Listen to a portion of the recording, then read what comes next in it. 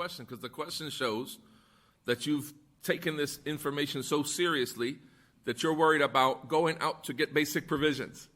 That's the point of the lesson, is to scare you about this worldly life so that you're worried about even that, so that we can say to you, alhamdulillah, it's perfectly permissible for you to go out and seek your provisions to take care of your family.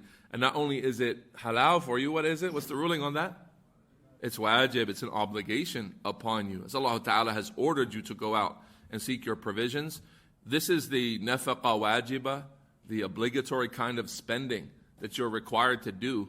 And to accomplish this spending, you have to gain that wealth. You have to go seek it. Now, and so you going to seek wealth is of two types. You go to seek wealth as a worshiper of Allah. So you watch out for the limits of Allah. I can't seek my wealth this way. Let me go this way. And so you choose halal products to sell. You choose halal transactions. You avoid riba, usury.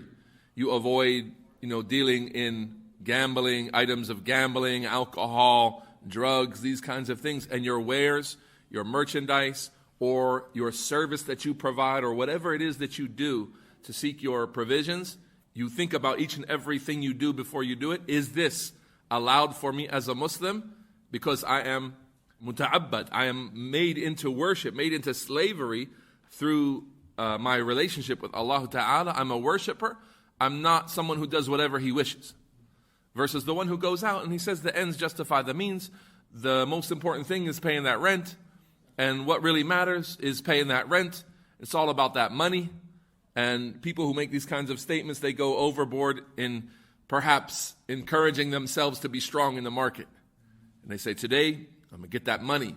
And they start talking and they say to the point where they say it's all about that money. All my allegiance, all my disloyalty, everything is all about that money. You're about that money, get with me, we can talk. You're not about that money, leave me alone. All of a sudden his life becomes what? All for the money. That's what's impermissible. That's what our lesson today is about. But as for a man taking care of his family, that's wajib. That's wajib on him. He goes out seeking the provisions of Allah Ta'ala. When he leaves his house, Bismillah, in the name of Allah, tawakkaltu ala Allah. Every time he leaves his house, I put my trust in Allah. Wala hawla wala quwwata illa billah. There's no power, no ability for me or anyone else. I won't be able to earn a dime without Allah's granting me success. I won't be able to provide for my family without Allah Ta'ala providing for me, and so on. Wala hawla wala quwwata illa billah.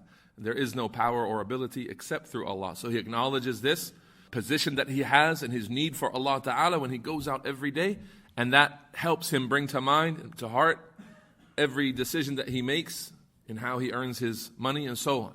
And may Allah Ta'ala bless our Muslim men, our young men, and our family leaders to be successful in the marketplaces and in their business and in their trades so that they fulfill their obligations.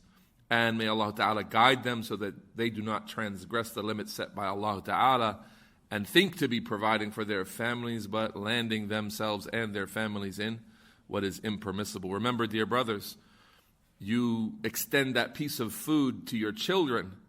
It's an act of worship. You are the worshiper of Allah Ta'ala. You've gone out, you've avoided haram income, you worked hard in a halal way so you could purchase halal food and put that halal luqma, that little morsel of food, up to your child's plate and so on, providing for them by the permission of Allah Ta'ala. Doesn't make sense for you to be in this worldly life, and here you are putting, halal food. You went to the Muslim store to buy dhabiha with money that was earned from haram transactions. Ya Rajul, make your money that's earned from halal sources. Take it and buy halal items, buy good tayyibat, wholesome, beneficial foods, and provide that to your family and take honor in doing that, and realize that that is your place as a man to provide for your family. And tire yourself out doing that as much as you need to do. Once that's taken care of, then don't seek to own everything in this worldly life and get lost in it, but take from it what you need, what will suffice, as the best provisions are those that are sufficient, that take care of your needs.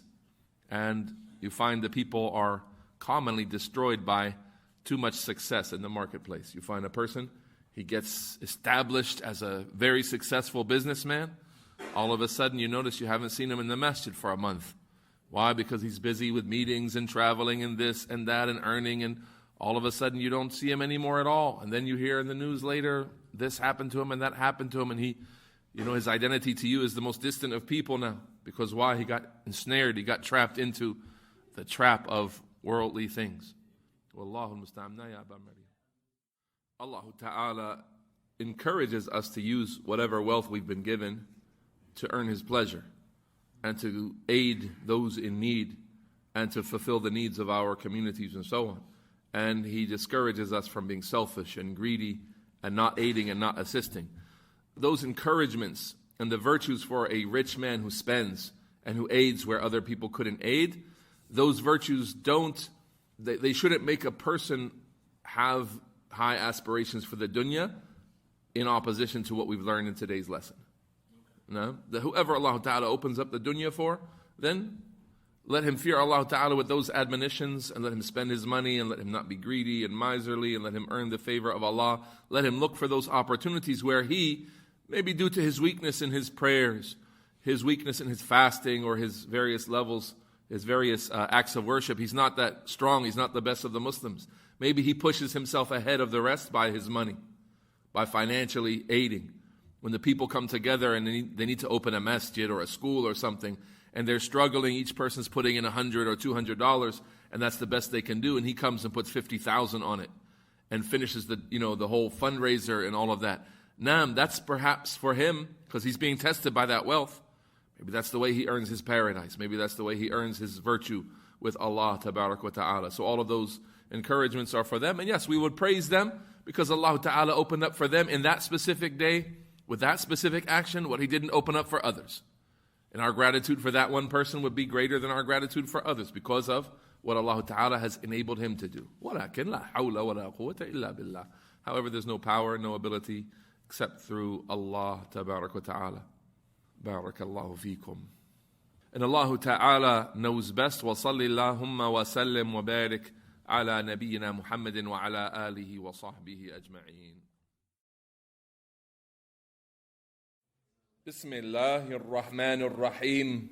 In the name of Allah, the most gracious.